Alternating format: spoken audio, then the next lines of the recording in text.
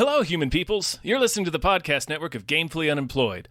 To support us and gain access to great exclusive podcasts like Fox Mulder is a Maniac, Tom and Jeff Watch Batman, Star Trek The Next Futurama, and our latest show, Spiel Boys, head over to patreon.com/gamefullyunemployed. We do game streaming, movie nights with our patrons every Friday night, and you can even commission your own podcast about anything you want. Literally anything, within reason, and we have to do it.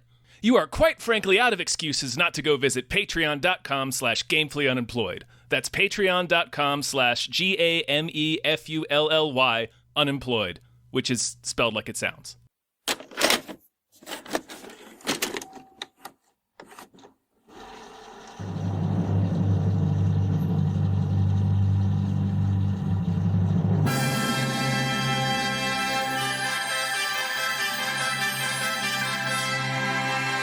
Woo! 2021! It's already over! We're done. It went by so fast. It really did. Oh my God. 2020 was here. Like, it moved in. It brought its stuff. Like, it had a toothbrush. It brought pets. Yeah. Like, it changed its Amazon address to send packages here. Like, 2020 just moved right in and fucking lingered. Like, it lingered. Yeah, it just bled into 2021. And then 2021 was just like passing through. It was just like an Airbnb for the weekend. Yeah. It was a real drifter of years. It really was. Mm-hmm. He had a harmonica. 2021 had a harmonica and a package of chewing tobacco and a bindle, and that was really it. It was just moving on. An old army jacket. Just moving through. Moving through, you know? Not interested in setting down roots. No. Hey, hi everyone. Hello everyone. We're not doing the regular intro. No, I don't know what we're doing. It's you and me, and we just watched 2021. All right, we're done. Yeah, we did it. That's the intro. Listen, that's the intro. You silly goose. Yeah. Listen, this is like a special. Mm-hmm. But unlike most specials, we're not like pulling out all the stops. No, it's a special in terms of how little we have to prepare. Yes. So it's special for us. I don't know, maybe it'll be special for you. I hope it'll be special for you. Yeah, comes out. It'll be yet another artifact of the pandemic. Exactly. This comes out on I believe we're going to do this on the 27th. Okay. So this is end of the year. You will have already seen Spider-Man. Mm-hmm. You might have already seen The Matrix. Entirely possible. But we will cover that next week. Because, you know, we're not fucking doing anything on the 25th and 26th. Are you kidding me? Yeah, I'm not recording a Matrix Resurrections we just watched on Christmas Day. Yeah, don't get me wrong. I might see it. Oh, I'm going to watch it. Enjoy it. It comes out, I think, that Wednesday. So I will have probably already watched the movie at least once by the time you're listening to this. Yeah. I don't know. We could pretend to review it if you guys really want. Yeah. Wowee! What a Matrix! They sure did Matrix. And when Neo put on his sunglasses, holy shit. Very bold for all the explicit sex scenes. Yeah. There were so many helicoptering dongs. Yeah. Helicoptering boobies. There was really just a lot of helicoptering. Mm-hmm. And then the helicopters all had huge dicks. Yeah, they did. Just flopping down. It was a real ground, confluence. like hitting it. Yeah. Yeah. Just dragging along the ground. They look like there's refueling airplanes. Right. Turns out that was what the Matrix was this whole time. It was dicks. It was helicopters with dicks. Yeah. It checks out. If you go back and watch the previous ones, it's all there. More Transformers should have dicks. Yes. Oh, yeah. It just, it does the sound like Optimus Prime's like, roll out. It goes like, and they like flip flip out of a semi-truck into a person, and his dick is crashing into the earth. Mm-hmm. Mm-hmm. It gets like stuck like a lawn dart. Mm-hmm. Because they always dramatically like flip out of their vehicle modes into robot mode. Right. So it'd be great if, like, as they were transforming, their enormous dongers, like, just planted into the ground like camping stakes. Mm-hmm. Yeah. Mm-hmm. Year-end spectacular! So what we're going to do is we're basically just going to do a little cleanup. You know, there were some movies that sort of got lost. Not many. Not but too maybe many, that's also not too many. Well, okay. Actually, there were many. It's just none that we care to go back and revisit. You know, like Cruella. I didn't see that. Oh yeah, there's a few. Jungle Cruise. There's a few that's just like, yeah. They're on my list. So, I'm not rushing to get to them. Yeah. What we want to do is we want to cover the stuff that we wanted to cover and just didn't have time for. We're going to try to avoid spoilers since we're talking about multiple movies at once. Yeah. So you don't have to like skip around.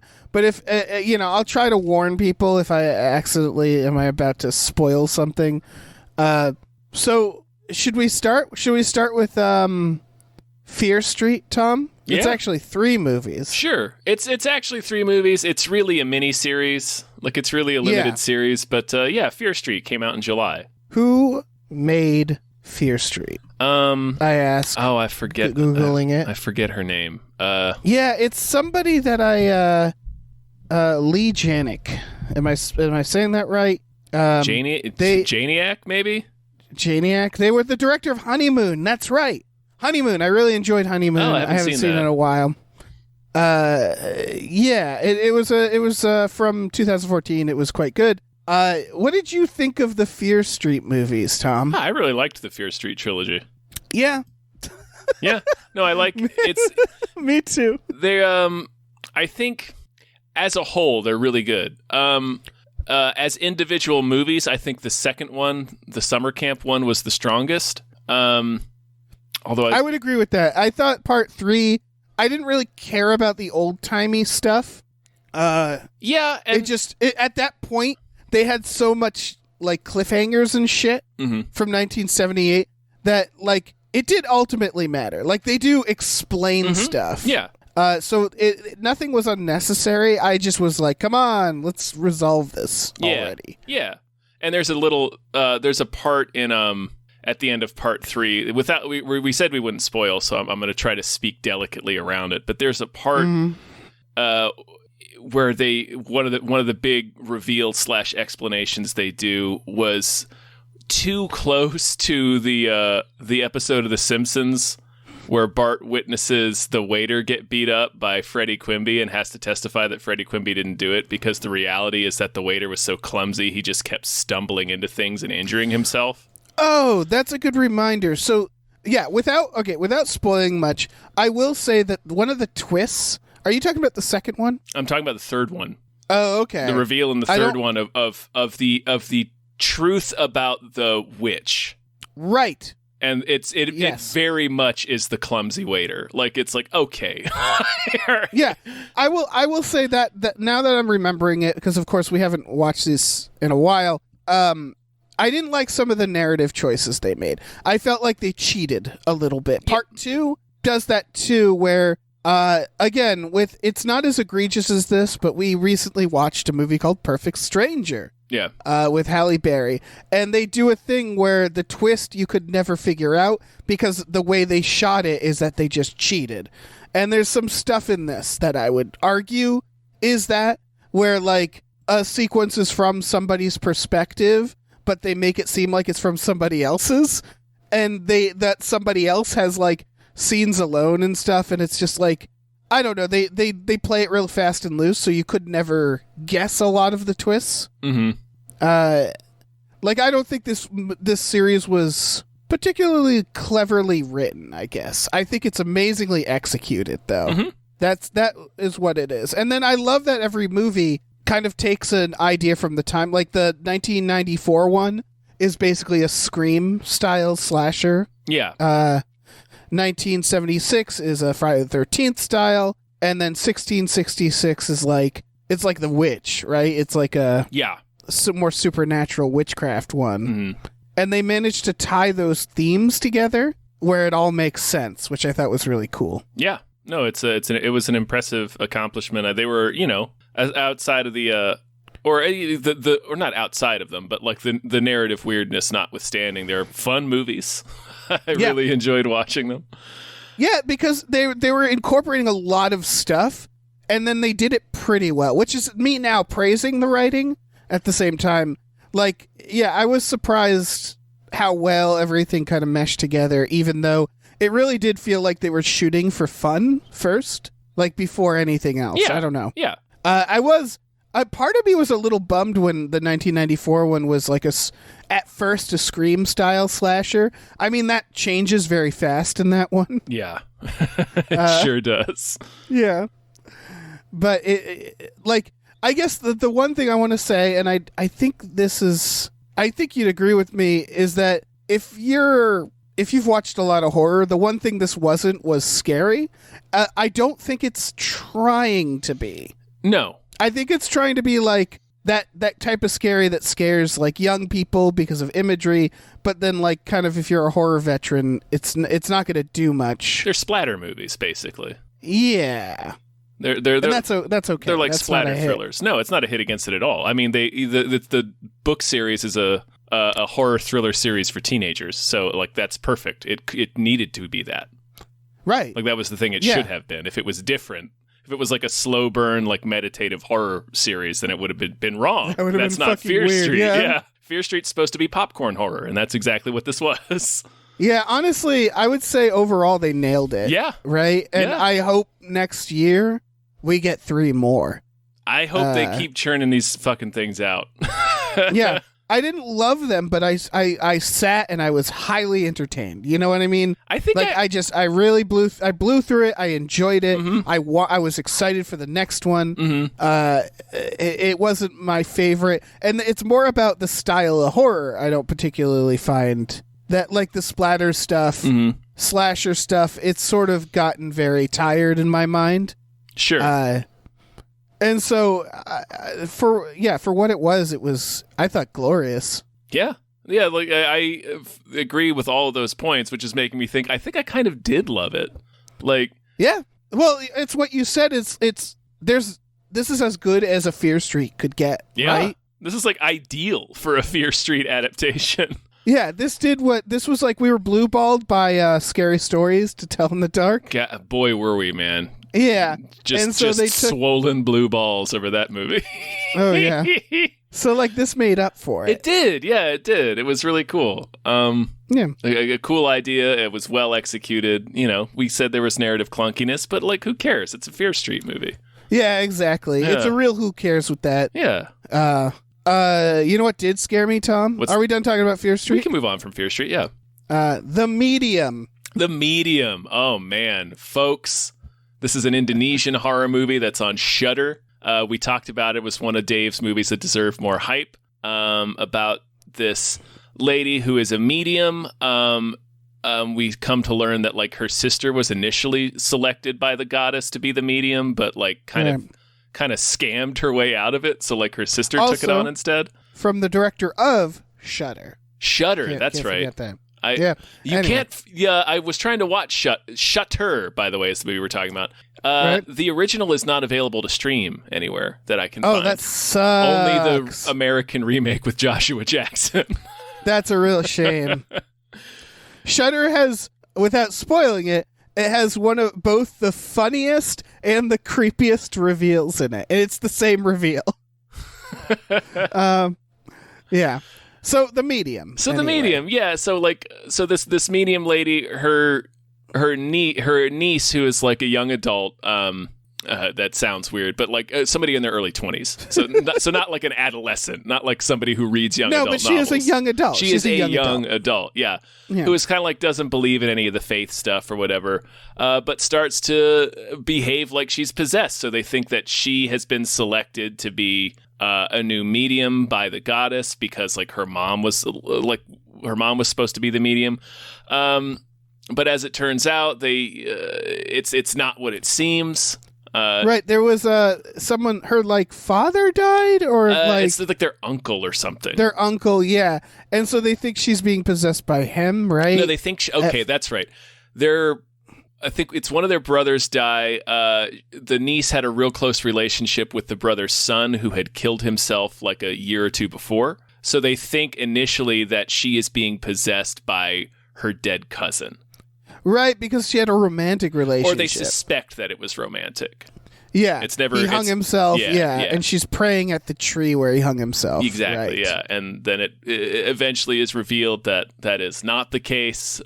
Without spoiling too much. Yeah, without spoiling too much. But weirdly enough, none of this is spoiling it, in my opinion. it's all set. It's like the first hour. This is a real slow burn movie, but it's extremely slow burn. But it really pays off. Like there's a moment in the movie you can clock when this movie changes gears.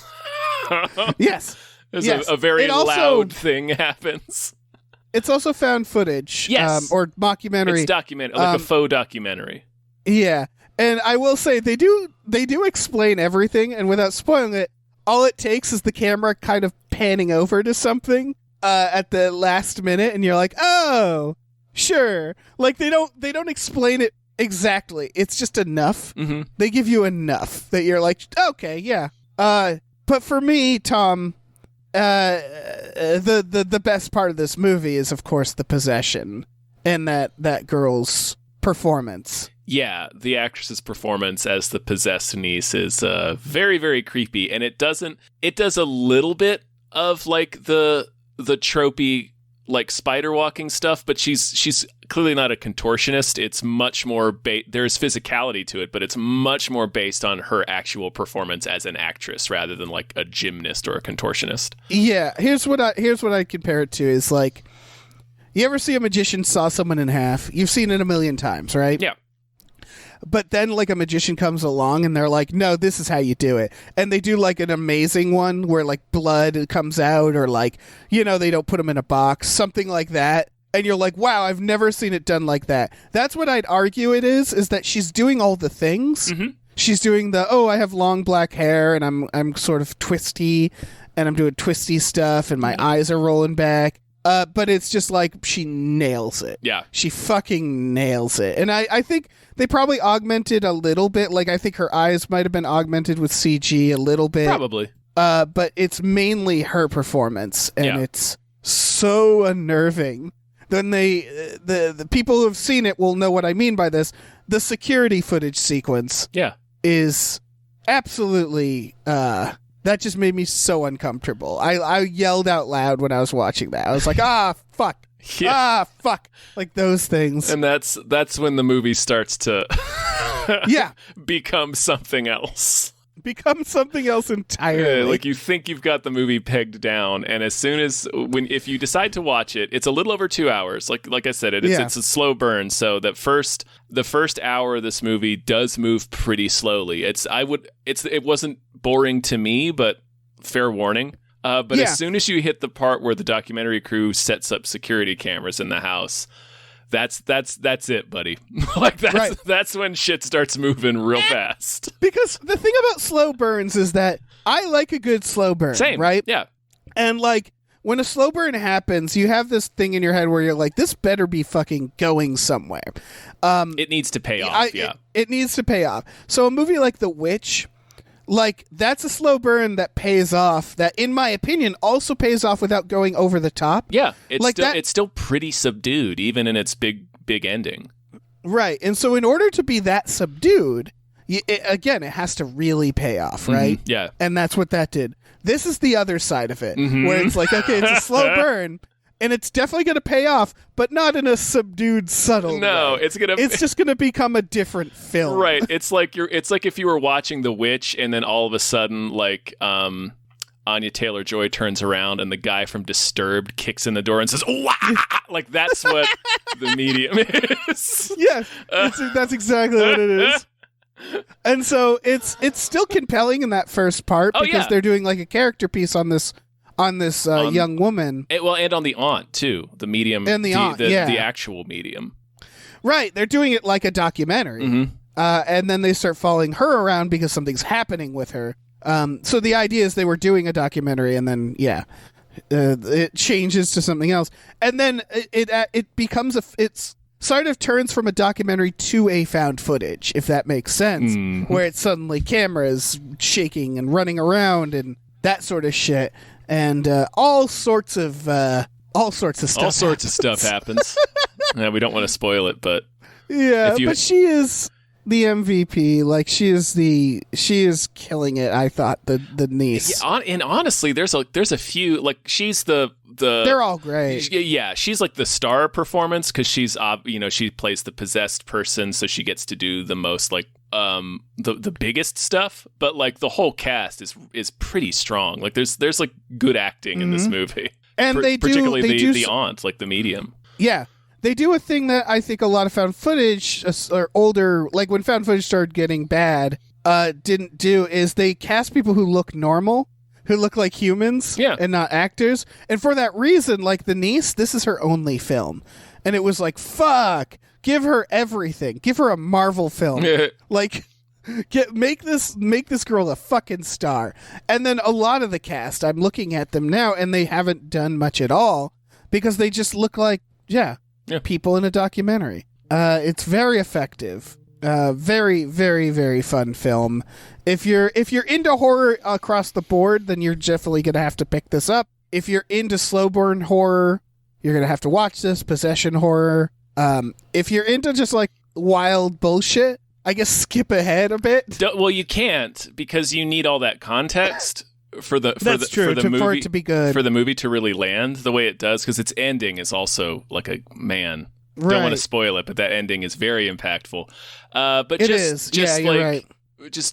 There's an emotional, like that's the thing. They don't throw away the film in the second half. No. Or it doesn't become like just clown shit out of control. There's still like an emotional arc there. Mm-hmm. I will say this movie's a little tragic. Especially if you really like dogs. Gonna throw that right out there. Dogs, not a great situation for dogs in this movie. Nope. I think that's a fair warning. That's a fair, which is funny because there's another cute thing that I could warn about. But I don't care. Do not. Do not. That's all they get. That's all they get. That's all they get. You've been warned and recommended. So. Yeah, exactly. Well, speaking of batshit over the top, we should probably move on to our next movie, right? Oh, man. Folks, VHS 94. VHS 94. The long-awaited new installment in the VHS horror anthology series came out this year. It was a Shudder exclusive. And boy, does it fucking go real hard. It's so good. It's so much fun. I'll give it the same qualifier that we gave Fear Street. I don't think it's scary, but it's not trying to be. But I would also argue that most of the vignettes are not really trying to be. They're going for fun. Yeah, I would say The Empty Wake is the only one that's like... It depends. Giving it a go. That's the Simon Barrett one. Yeah, Simon Barrett did The Empty Wake, which is more traditional spook 'em up. But I will say I watched this movie with Marina, and she was frightened enough that she couldn't finish it. I mean, there's some grotesque shit. It just depends on what scares you and how, like... But if like you're a big horror fan or horror junkie, the movie was not... It's not going to scare you. It's just a fucking blast from start to finish. I would have appreciated if one of them went for real scariness. I think that's what Simon Barrett was going for in The Empty Wake. Yeah, that's true. The beauty of VHS is that you get a little for everyone. So you get grotesque body horror. Mm-hmm. You get like possession shit. You get horror comedy. You get actual like spooky horror. And this seemed to do, I think, all of it. Should we go through them? There's, of course, Storm Drain. There's Storm Drain, which is like, should be the viral that was a little sensation of the year, honestly. It should be. That one goes for a little bit of spooky at first, and then it just... and then goes out of control. Full John Carpenter at the end. Yes. Oh, my God. Like, it's a very They Live beautiful ending, I think. But man, we can't really say anything about it without spoiling it. But just that the very first segment of this film comes out swinging in such a fantastic way that it's been memed a lot. If you're in horror, horror social needs. Yeah, that's not counting the framing device, which is I also think the framing device is underrated because they're doing it. It's so campy. It's so amazingly campy. It is. It's the performances. Yeah, the acting so is pretty great. shaky in the But I think framing that's the device. point. I think they did it intentionally, like a bad indie horror. Like, there's no way they weren't doing those performances on purpose. I thought the Gravedigger line. Yeah, remember? We need a grave digger. That's true. There's no way you deliver that line that way and not know you're being campy. Yeah, I think they're going for camp for that, and I think it worked really, really well. Yeah. Yeah, and so Storm Drain is a perfect tone setter. Yeah, it's straight out the gate. It lets you know that it's going to be a little spooky, but mostly it's just going to be fun. Yeah. It's going to be over the top and fun. It's wild to me that, like, you can't judge these, you can't compare them, but it's wild to me that the next one, The Empty Wake, is probably the most subdued one of all of them. And it's not subdued at all. And it's not subdued at all. It's fucking over the top as shit, but just because it's nestled in... It's nestled in between like 3 other vignettes that are just full-blown maniac joy fests. Right. So this it comes off as being muted when it is not muted at all. No, this is the quaint one. Yeah. That just takes place during a tornado.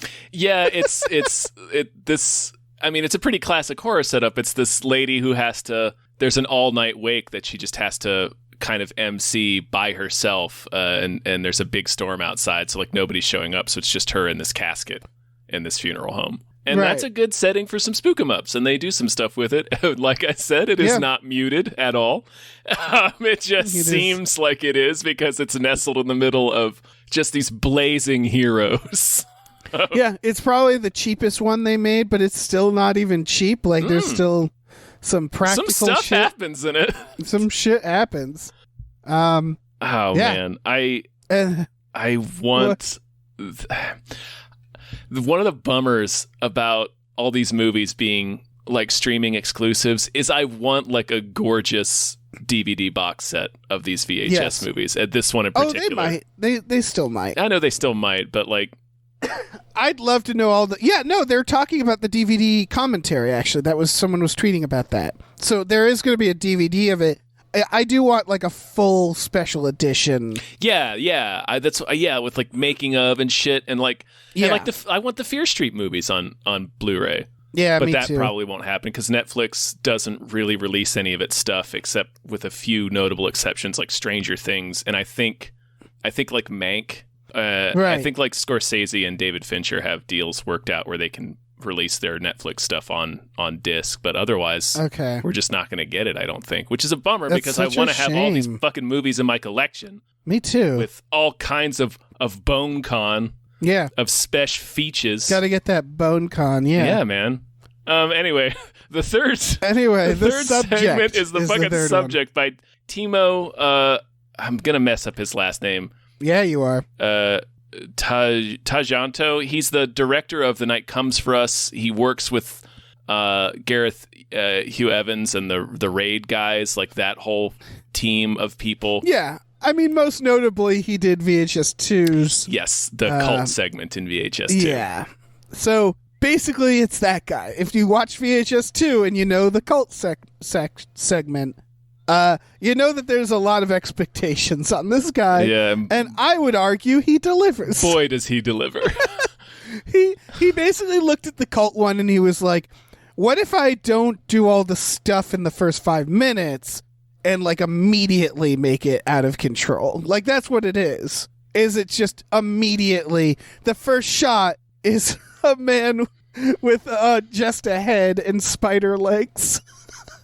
Like freaking out and dying. Waking up, realizing he has spider legs, and then freaking out and dying. That's how it starts. It only gets weirder from there. Yeah. Basically, it's like a RoboCop situation. It's a mad scientist making cyborgs, but they take that cyborg idea and they ground it. And by grounded, I mean they make it incredibly grotesque and horrible to watch. It's like it's like kind of upsetting that like what he's doing to these people, and it's all from the point of view of one robot who wakes up and was a kidnapped woman, and it's her story the police. Don't say too much more. Well, I'm just saying all the stuff that's like in the first act. That's essentially. fair. That's fair. And then the police raid. Yeah. And then that's it. And that's all I am gonna say. Yeah.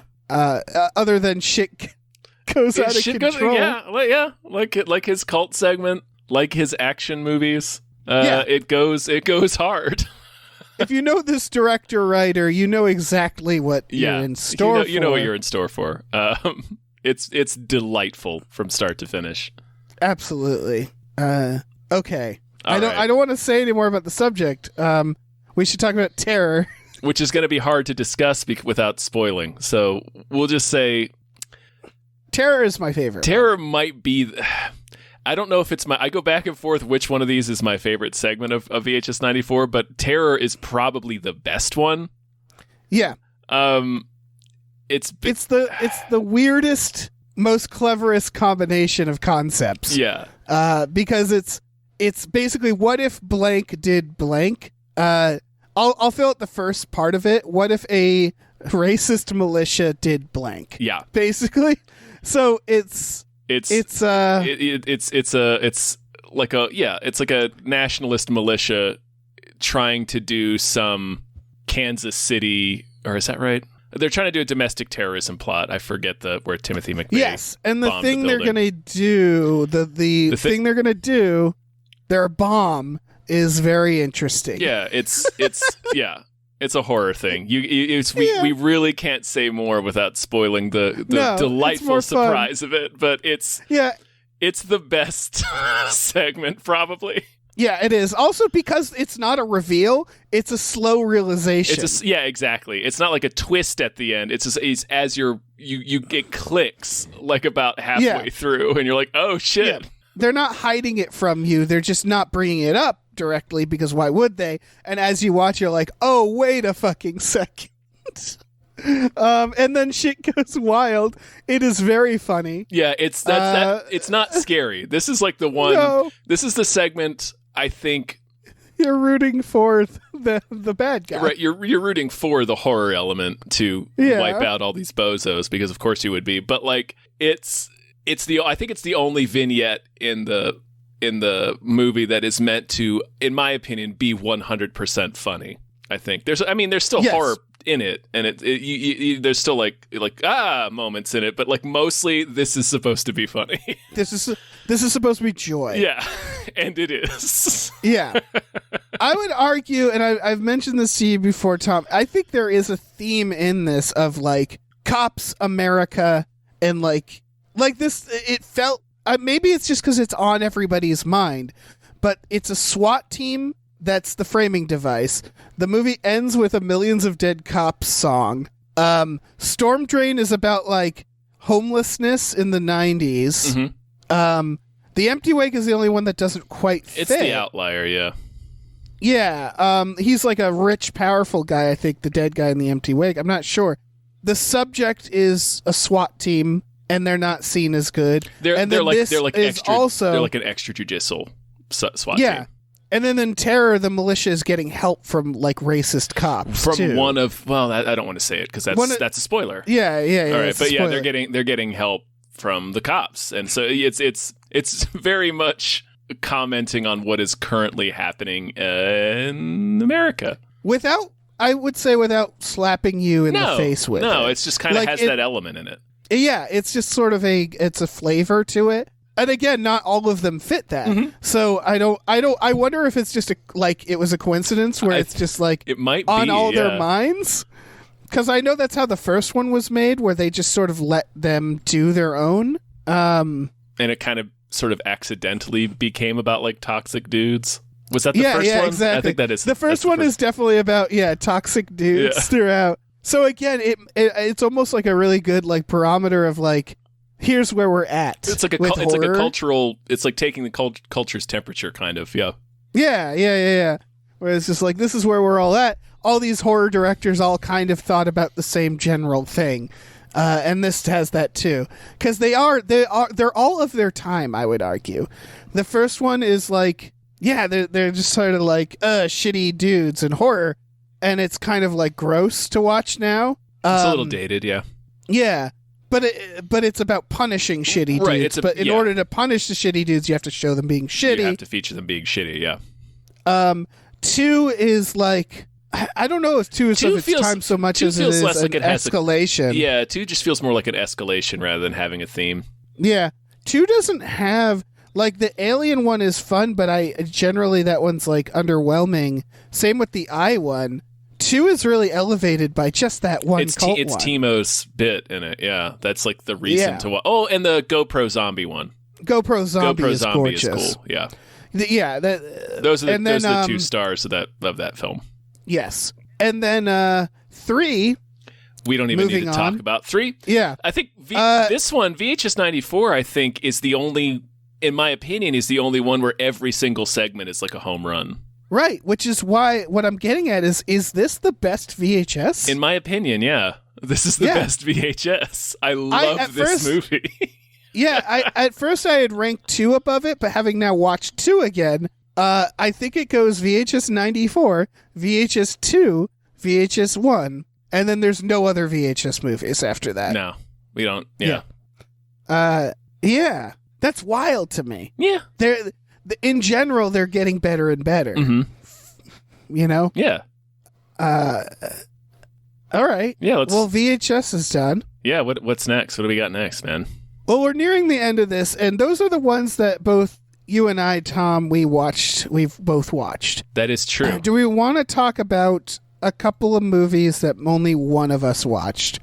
I have 2 that I'm sort of like, I could talk about either without spoiling much. One is, of course, No Time to Die, the new James Bond movie. The other is Wrath of Man, the new Guy Ritchie movie. Sure. I'll just say the James Bond movie, it was fine. Sure.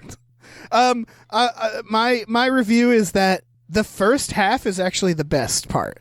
The part where they introduce a bunch of new characters. They introduce this new 007. Mm-hmm. They're doing like quote unquote woke James Bond, but what that actually just means is that their James Bond is the same character. Right. The world around them is just a little better. Yeah. So like there's one of my favorite sequences they do is he teams up with like this smoking hot young lady. And you're like, and she's like really nervous. It's her like first like, like day going out and doing this sort of job. And she's being very funny about it. I forget who plays her. I'm sorry. Is that the Ana de Armas character? Maybe. She was really good. And in any other James Bond, they would sleep together. Right. In point of fact, there's that character is in Man with a Golden Gun, and he does really? And he does sleep with her. No, not that specific character, but like a character that has that exact same like is kind of. It is Ana de Armas. Okay, it's like green and like is new on the job, like that type. They've done that archetype before, and in point of fact, he does sleep with her in that movie. Right, and now realizing who this actress is from Knives Out and Blade Runner, I'm like, oh, right, it's her. Yeah. So they make her like smoking hot, really charismatic. But then they do the mission. They like beat up all the bad guys, and then they literally shake hands as like business partners because he's fucking 50 and she's not. And they do that where it's like it's never comes up. He's just like, this was great. You're doing great, kid. And they leave. And so it's not, they don't shove it in your face. They don't do anything like, they don't even point out like, oh no, he's too old for her. None of that. They just don't do it. That's it. That's all it takes. You still get to watch this like 2 very hot people run around and like kick people and be sweaty. Yeah, like you, be hot nothing and beat is the missing. Shit out of people. Yeah. Yeah, nothing is missing from it. It's interesting because you could have like I didn't see this one, but you could have a lot of fun with doing that idea. Like James Bond himself is not changing, but the times have changed. Yeah. So that is a fun idea of having him trying to adjust to that shit. But well, they do. That's a little bit in the previous ones. I don't know if you saw the previous ones. I didn't see Spectre. I've only seen Skyfall. Oh, okay. He gets confronted about things. Like that is an element in it where it's like, you're an alcoholic, you treat women bad. Like those are all things that are kind of brought up. So, like, they do that, but again, they don't shove it down your throat. They just sort of make that slow transition. And so, like, it's very well done, in my opinion, where it's like, they're not commenting on it. They're just doing the changes, if that makes sense. Like, they're just quietly doing the things they need to do. And so, like, stuff like they bring this new 007, and you expect, like, oh, this is going to be a big deal. But James Bond is just like, I'm fine with it. Like, they kind of clash a little because of personalities. And they have a sequence where it's Daniel Craig. Who's the new 007? Oh, geez. I don't know. I didn't see the movie. Is it Lashana Lynch? I think that might be it. I'm looking at the cast. And Ana de Armas, and they all have like a kind of a sequence together where their personalities are clashing, and it's like a game. Like, it's like fun. And I was like, this is fucking awesome. The moment Rami Malek shows up, the movie takes a dip. Not because he's great. He's doing a whole thing that you will delight in. It's just that it starts becoming just a Bond film after that. Like, the third act is like, ooh, island base, and it's just like, man, I stopped caring. Because they sort of bench everybody else, and then it just becomes a Bond film. And I don't know, if you love Bond films, you'll love it, but it's like, it just becomes every other after that, you know? Yeah, sure. I mean, you got to kind of expect that, though, for a Bond movie. It's going to be a Bond movie. It's also almost 3 hours. That's too long. Yeah, but it is the last one of the series, so I get it. Overall, I did like it. I did. But there was a point where we were getting at the third act, and then something came up in my regular life, and so I just stopped watching the movie for a while and didn't even care, if that makes sense. Like, I wasn't that invested. But then I finished it later. But you know what I mean, where it's like, it's a Bond movie. You know more or less sure how things will turn out. So that's my review of No Time to Die. Okay, cool. Should I grab something, or what do we want to do? Yeah. Tell me about a movie you watched, Tom. Oh man, well, shoot, I've watched a couple. Tell me about one that you're interested in, that you enjoyed. Oh, okay. Or that you hated. I don't know. All right. Well, I feel like I kind of want to talk about a couple, but I can do it kind of quickly. I'll just go down the list. I wanted to talk briefly about The Last Duel, the Ridley Scott movie, which I watched, I think, a week or two ago. It's very, very good. And not, I think there's been a little bit of maybe misjudging or misinterpreting the movie that I've seen in some of the social medias, primarily because the marketing isn't great for this movie. Yeah. But like, it's probably it's one of Ridley Scott's best movies, I think. It just has really solid performances all around. Like, Jodie Comer's great, but also Matt Damon's killing it.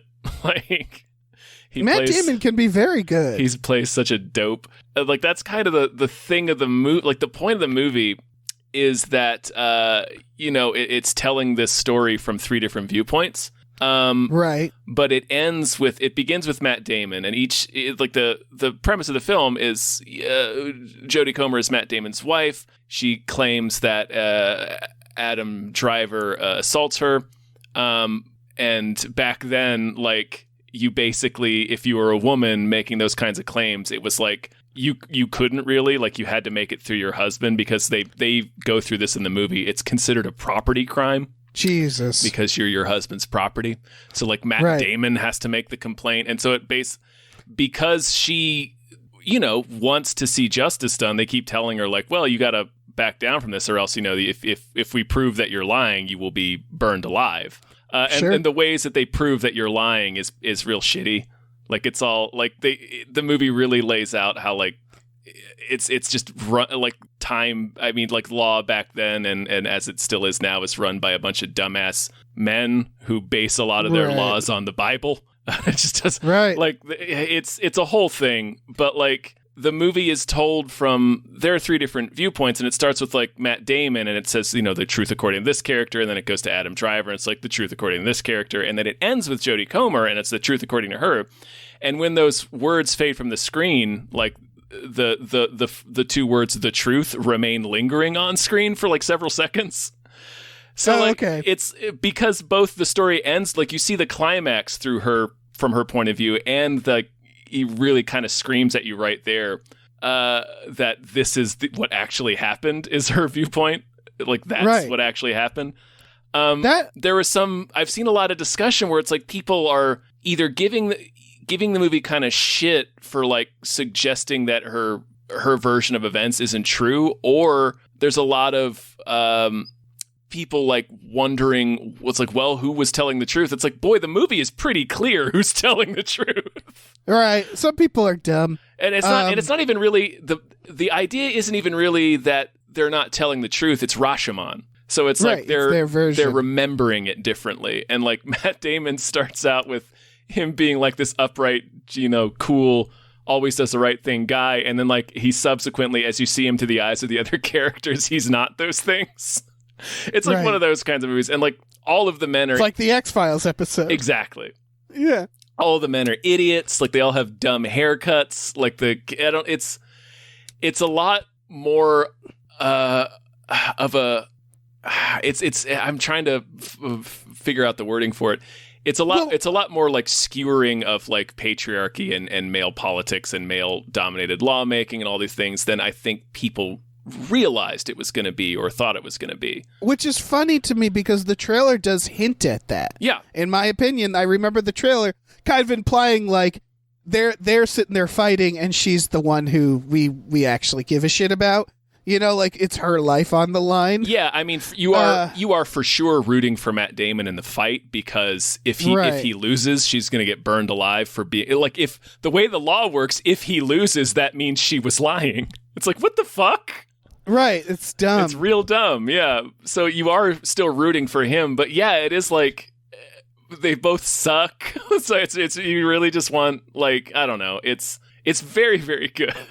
That's awesome. It's well acted. It's I don't know. I think it just got weirdly misconstrued, and part of that is definitely from its weird marketing campaign, I think. Yeah, I think people have been hard on Ridley Scott. He gets these quotes where like, and it's part. I'm not saying it's our fault necessarily. I think Ridley Scott is bad at interviews, and I don't really want to excuse him. Yeah, he said some plenty of some dumb shit in the past for sure. He has, and I think when you like try to analyze it, you're like, oh, I see what he was trying to say. And he's not necessarily wrong, but the framing of the way he'll say the stuff is like, Jesus Christ, man. Yeah. So, like, I think people are just kind of irritated with him. For sure. And he's made some real stinkers. I'm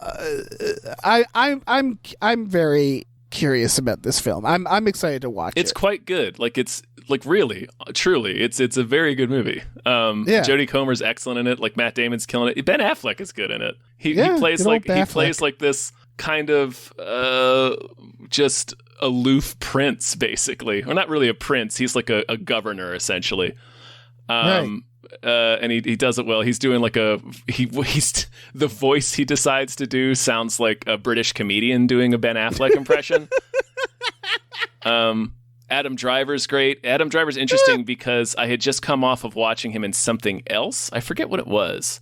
Was it House of Gucci? Yeah, that's right. It was House of Gucci, another Ridley Scott film. But like, because Adam Driver is such like a likable personality, like in real life, I often forget that he tends to play a lot of villains. So like, starting to watch the movie, it's like, oh right, I'm supposed to. Yeah, like I'm not. It was just interesting. He's a good bad guy. Yeah, to like kind of get that realization. It's like, oh right, he's a fucking villain in this. I mean, he's one of many villains in this movie. Right.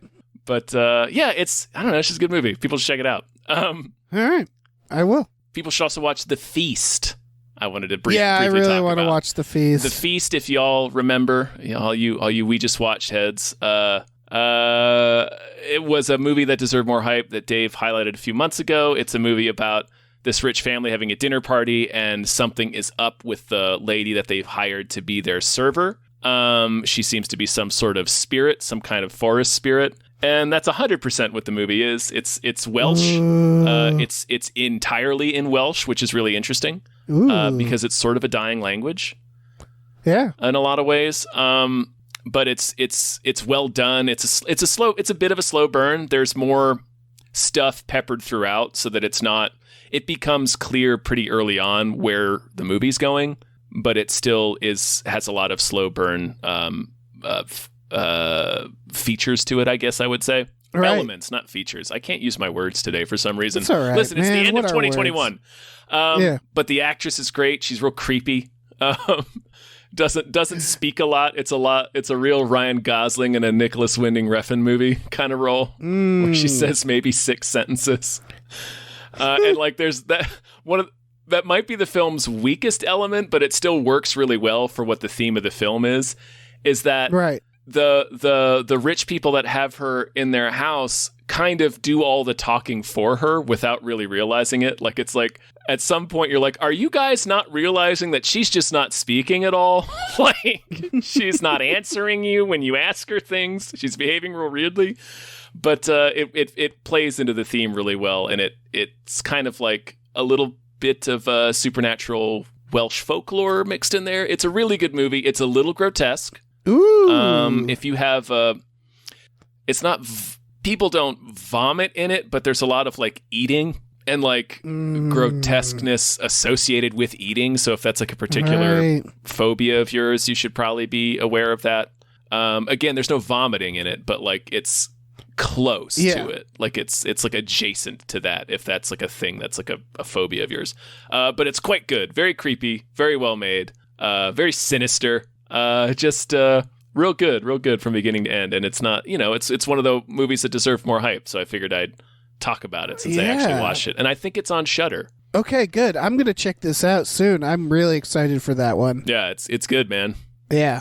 All right. Shit. Well, I guess I'll quickly say Wrath of Man. If you're into, like, it's a Guy Ritchie action movie, it's less Guy Ritchie than he usually is. Does that make sense? Like the directing style? It's not very Guy Ritchie in the style. Mm-hmm. It's just a solid heist action movie. Like it's just like you need like a stereotypically dude action heist movie, like an Inside Man or something like that. You got Wrath of Man. That's it. It's good. Cool. It's not special. It's not amazing. It's actually probably one of his less like. It's probably one of the movies I like. It's on the bottom of the list of Guy Ritchie movies for me, but that doesn't mean it's bad. He just doesn't do anything. That's interesting. Directing wise, it's actually very straightforward directing wise. That's interesting that Guy Ritchie, the idea of Guy Ritchie making kind of like a boilerplate action thriller. Right, but it's just really fucking solid. That's the thing is I wouldn't even call it boilerplate. Yeah, because that's a bit negative. Yeah. Yeah, it's still just like it's above average action movie, action heist. Like it's not like John Wick. It's like a grounded, Heat or again Inside Man, where it's like a thriller action, more grounded. And it sort of follows a bunch of different characters, so you get all the stories of what's going on. It tells the story kind of out of order and gives you pieces. For no reason but just that it makes it slightly more compelling that way, Mm-hmm. Yeah, for sure. It's weird that my biggest criticism is that it could have been directed by anybody. And that's weird to me because Guy Ritchie films, you tend to know that they're Guy Ritchie films, Like I can pick them out of a lineup without knowing because it's like, oh yeah, that's clearly his style. Mm-hmm. This less so much. The only thing that makes it Guy Ritchie is the presence of a few, key actors, such as Jason Statham. It's more like a Jason Statham movie than a Guy Ritchie movie. That's what it is. It's interesting, yeah. Yeah. And they've got another one coming out in like January. Right. Because that's the other thing is I think he's just proving to himself that he can do these different styles, which I don't mind. Because like that movie, I forget what it was called that he did before this. The Gentleman.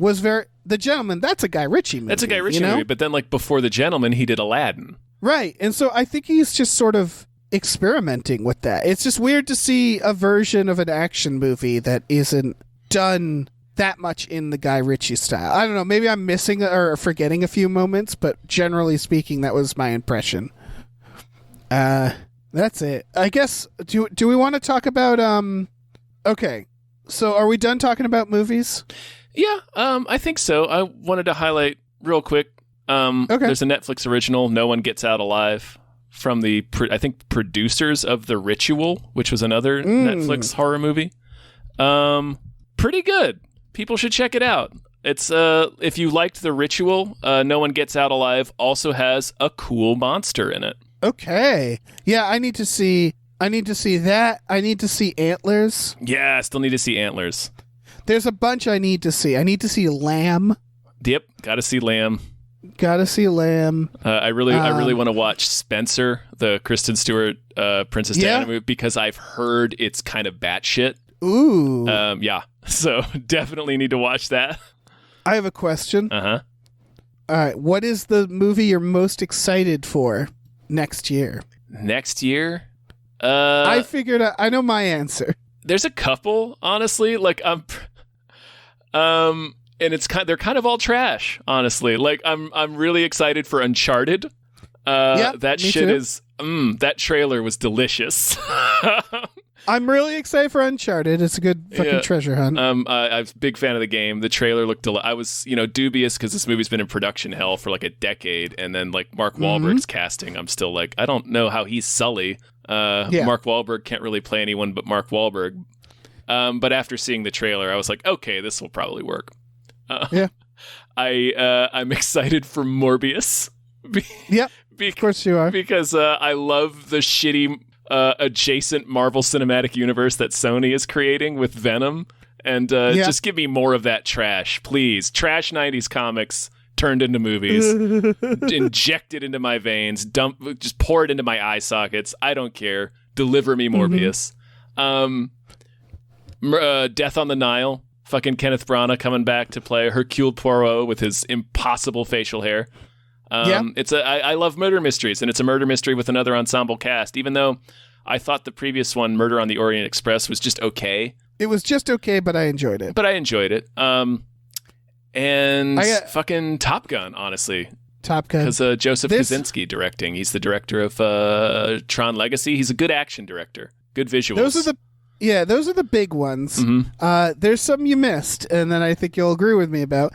First of all, for the big ones, Moonfall. Fucking Moonfall! Moonfall. Oh, fucking throw the moon into my face, Roland Emmerich. Yep. I'm also so morbidly curious about Avatar 2 that you could call it excited. If that comes out. I'm about to say I'm willing to take bets on whether that actually comes out next year. We'll see. Tom, you forgot the Batman. The Batman, sure. There's the superhero ones. We don't have to talk about that. Nope. Oh, fucking Nope. Yeah, Jordan Peele's next movie. Yep. But the big one for me, The Northmen. Oh, hell yeah. That is gonna be out of control. Eggers? What's his David Eggers? Yeah. It's the director of Z Witch and Robert Eggers. Robert Eggers. David Eggers is a fucking columnist, I think. Yeah. I always mix those two guys up because they have the same uncommon last name. Sue me. They do. The Northman is like a Viking revenge epic. Written by the guy who wrote Lamb and Robert Eggers.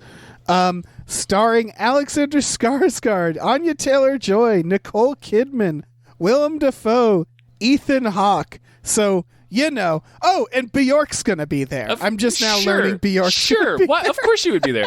I cannot wait. That's going to be so fucking out of control. I know. I'm so excited. Oh, and then, of course, some of his usual cast, Kate Dickie. Kate Dickie, yeah. She's the mom in The Witch. Yeah. And she was also in The Green Knight. Yeah, Jesus Christ. Fucking... I'm honestly kind of surprised Anya Taylor-Joy is in it because I've heard The Witch was super not a fun movie to make. Right, but that doesn't necessarily mean... maybe because it was just so indie. Mm-hmm. That's my guess is that it wasn't fun to make, but it wasn't because of the people making it, if that makes sense. It would seem that if two of the actors are coming to work with him again, then yeah, probably not. Yeah, and maybe in general they worked something out. Like maybe it was a problem. I don't know. I'm also seeing that she's attached to an untitled David O. Russell film, so maybe she just has real bad taste in directors. I don't know, maybe. Yeah. Maybe she just likes getting screamed at. Done a couple of Shyamalans. Yeah. That's true. I don't know. I'm so excited for her during Furiosa, by the way. Yes. Oh man, but that does not come out next year, to be clear. No. The Northmen does. You reminded me of something, and now I've lost it. Oh no. Shit. There was a cool movie you reminded me of in talking about the Northmen, I think. That's coming out next year? Yeah. Oh well, I've forgotten. What can we do? What can we do about this? I don't know. It was a good one too.